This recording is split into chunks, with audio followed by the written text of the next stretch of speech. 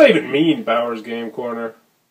Ahoy there, YouTube! I'm back again today for another game review, another special Kickstarter review. And today I'm very excited to be checking out Arsenal Arena Combat from Shane Butler. This is for 2 to 4 players, ages 13 and up, and it'll take you about 30 minutes to play. And in Arsenal Arena Combat, you will be taking your mech into the arena, trying to crush your opponent's mech. But he's going to have very different special abilities, different speeds, all sorts of different goodies. Let's open it up and see how it works. Alright, and we're going to take a look at what you're going to get inside of Arsenal. Now, as I always like to mention, this is the promotional copy I have in front of me. The copy that gets to you may look different, so take what you see here with a grain of salt.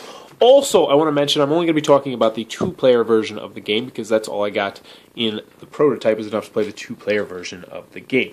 But in Arsenal Combat Arena, you're going to be taking your mechs, moving them around the board, trying to crush each other, and eventually extinguish the other person's energy or life points. Most of the time I'd say it's life points, but we'll get more into that in a little bit. So, we're going to go over the components, then we'll go a little bit into the gameplay and some things that I find unique about this game. So first and foremost, we'll get our handy-dandy rule booklet. It is very, very pretty, very well done, very well organized. 36 pages, double-sided, full color. You know, it's got the glossary in the back with all the different words. It's got, you know, recommended sets for when you start up the game because you'll be able to build your own special sets. We'll get more into that in a little bit. You know, it's got illustrations, very well done rule booklet. I'd say it's almost comparable to what you're going to get with the Z-Man games, the Days of Wonder, anything like that. So big thumbs up on that. Next, you're going to be getting your board. This is going to be your arena where you are going to be fighting your opponents. And there also is a cooperative mode, so you can go 2-on-2, just a heads up there. You're going to have your mechs down here. I'm not sure if these are going to be minis or cardboard things when they get to you, so I can't speak to that, but these are perfectly serviceable. Those are what you're going to be maneuvering around the board trying to attack your opponents. You're also going to have a standard D10 dice, which is going to be used for evasion rolls and attack rolls and various different other things like that. You're going to have some markers up here, which are going to keep track of various different things, mostly your health most of the time. And then you're going to get your cards, and more cards, which are the star of the show. Oh, also this thing which will help you with your radiuses, but we'll get more into that later. So first and foremost, you're going to get your mechs, the stars of the shows. So let's go over the mech. Now, each mech is asymmetrical, so each one is going to play differently. Granted that I only have 2 of them, but they play drastically different. So let's take a look at the mech. First and foremost, you got your attacks. This guy's going to be doing a lot more attack. He's up to 6, whereas this guy's only 1. You're like, why would I possibly ever want this guy, or this guy then? Well, let's go down here to the speed, because this guy has 11 speed, which means he's going to be flying all around the board, whereas this guy only has 3 speed. So, you know, you have to take that for what you will. Also, since this guy is faster, Razor Wing, which, by the way, he's my favorite of the 2 to play, you know, he's got an evasion chance of 6, which means he's going to be getting out of those sticky situations a lot more frequently than our other guy, Eagle Eye, over here, because he only has an evasion of 1. Also, they both have armor of 1. And last but not least, you're going to have your health down here. So this guy's smaller, faster, so needless to say, he has less health at 24, whereas this guy has 27. Also, you'll notice down here, you're each going to get your own unique special ability. And as you can see, very, very well done artwork. And you're going to see that through a lot of the cards in the game. So, those are going to be your mechs, those are your main guys, and they will impact how you play the game. Another thing is going to impact how you play the game are your 60 cards that you're going to have in your deck. And they're going to have starter decks that they recommend that you start with when you're first learning the game. And I saw it shows this a little bit in the back, where they're going to tell you exactly what you're going to have in your 60-card deck. However, this game is all about deck building and trying to customize your deck. And it seems like what they're doing is making it really, really nice for you because there's not, you know, you don't have to keep track of numbers and all that stuff. At least as far as I could tell, you're just going to be putting together 60 cards in your deck. So it's just, you know, oh, I like this one, I'll put that one in, and then this one in.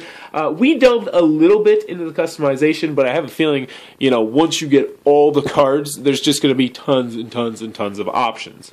For how your mech plays, and you really will be able to create your own unique mech, it seems like. So, where was I? Oh, so, last but not least, really important, is the energy. So you're going to start off and you're going to have 8 energy in front of you, and your energy is so super important to you, because this is what you're going to use to play your cards. So for instance, if I wanted to play this trajectory compensation, which is going to make people use more energy if they want to attack me, then I'm going to have to pay 2. So I'm going to have to pay 2 of my energy. Now what that means is I'm going to essentially have to tap them, or as they like to call them, mark them, because they don't want to get sued, which means you're just going to set it like this. And you're going to be able to play various different cards. But the thing is, you're like, wow, that's 8. That's quite a bit, because at the end, or at the beginning of your turn, you're going to be able to remark these, and then you're going to start off with 8 again. However, you can play more than one card, and also other people are going to be attacking you, and you can play defense cards. We'll get more into that in a second. So the energy seems like it's a lot, but trust me, it's not, which is why they also gave you the option of this. So let's pretend that I have 6 of my cards marked, and I want to do this Power Slug attack, which is a great time to show you the attack. This is your standard attack. It's going to have a 3 cost up here. Also, this is going to be your dice modifier roll. So as you can see, for this particular card, the further you are away, the less you're going to have on your attack roll. So if you're 4, 5, or 6 away, or 3, 4, if you're that far away, you're going to have -4. If you're on the guy, you're going to have +1 to it. +0 if you're 1 spot away, -1 if you're 2 spots away, so on and so forth. So that is 4 through 6. I had it right the first time. So, what's this going to do is, I want to spend 3 energy because I want to do this Power Slug, but I only have 2 left here. But don't fret, YouTubers, because what you can do is you can tap this one, you can tap that one, and then if you choose to, you can also go boom and put this one on its orange side. Now, this is where you're going to get in some trouble, though, because, as I mentioned, when you start the beginning of the round, you're going to be able to go boom, boom, boom, boom, boom, and you're going to have all your energy back, except for this orange one. This orange one's going to stay like this, and you will be able to refresh 1 orange one per turn. So if you did, say, this on the first round, the next round you'd say, oh, I'll just do that, no biggie, and you'd have 7, but then, stuff happens and stuff happens, then maybe the next round you're like, oh, no, this is not bad. So the next turn you'd only be able to refresh 1, and they'd be like, oh, I got 6. But if you ever get to the point where all of your stuff is orange, then, well, you lose the game. It didn't happen too much to us. Most of the time someone just got killed, but it definitely can happen I think if you have a more defensive deck and you're paying a lot for defensive stuff. So where were we? You're going to be moving all around the board with your various different speeds, and that's another thing. You have a set amount of things that you can move for 3, but you can also move more spaces, but it's going to cost you energy. So not only are these cards going to cost you energy, but moving additional spaces is going to cost you energy. So energy really is the crux of this game. Now this game has pretty standard combat. You're going to be moving around and trying to get in position and flanking people, doing all sorts of different stuff, attacking.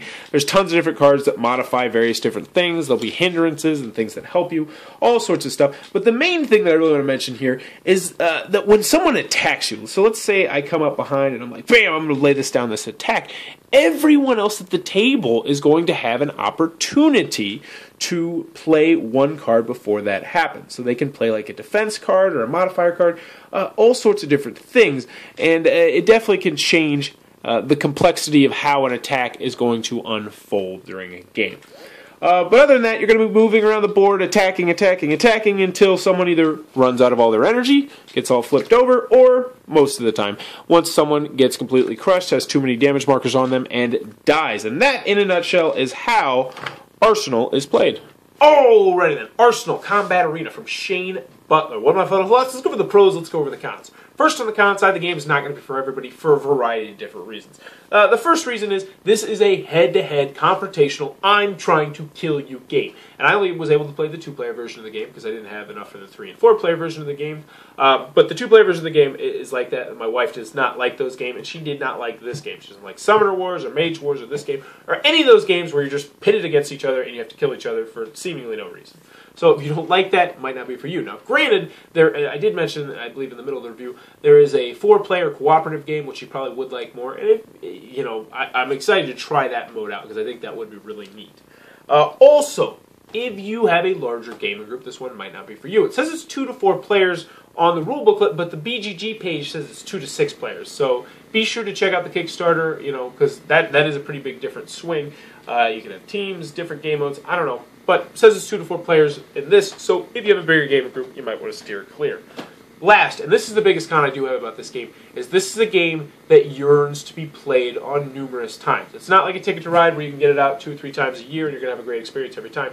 This one you will have fun with it, but you need to play it more because it's all about the customization of your deck, that 60-card deck. Because you start out with your mech, and they're asymmetrical, but if you can customize your deck, the decks can feel drastically different, and play styles drastically change. And this is one of those games that the more you play it, the more you're going to get out of it. And, you know, with the Colts of the New, with people shuffling in new games all the time, like me being a reviewer, that might not be for everybody.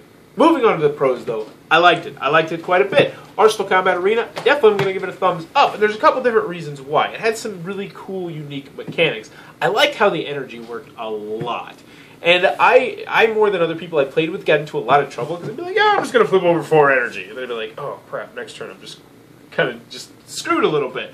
And I like that because it really made you have your checks and balances in a row. I also like the fact that once you played an attack card, that didn't necessarily mean the attack card is just bam. Everybody's going to have a turn to react. Well, everybody, I mean the other person in the 2-player game. They're going to have a chance to react, which I like that quite a bit as well. Also, if you watch my reviews, you know I'm not much of an art guy. You know, I like cartoony artwork, humorous artwork. So I wasn't expecting to like this artwork, and then we got to the cards, and I was like, wow, this is really well done artwork. It is gorgeous, and there are tons of cards, tons of variety. The artwork looks really, really good, top notch. I can't wait to see what everything looks like in the final deck. The last thing I did that I enjoyed was the customization and the deck building. I really liked making my own deck. I liked how simple it was. You know, you can just throw this one out, do that one out, do this and that. It wasn't, you know, trying to count up the points and tabulate, oh, I have 288, I need to get down to 281, what do I do this and that? It was pretty simple, pretty streamlined, great rule booklet. I'm excited to see what the final components are. Definitely a game that if it looks like you might be cup of tea, you should probably check out the Kickstarter link below. Tell them Bowers Game Corner sent you. Also, in the comments below, let me know what is your favorite game that you need to play more than once a year to really get the most out of it. For me personally, it's Mage Wars. Oh, I love building my deck and my spell book and then unleashing it upon an opponent and then getting crushed and figuring out how I can fix my spellbook. I really love that. But let me know in the comments below what your favorite game is like that. And as always, if you enjoyed this content, please be sure to click on the subscribe link down below. Thanks for your time, YouTube. That was the review for Arsenal Arena Combat. For more reviews and previews, check back at Bowers Game Corner.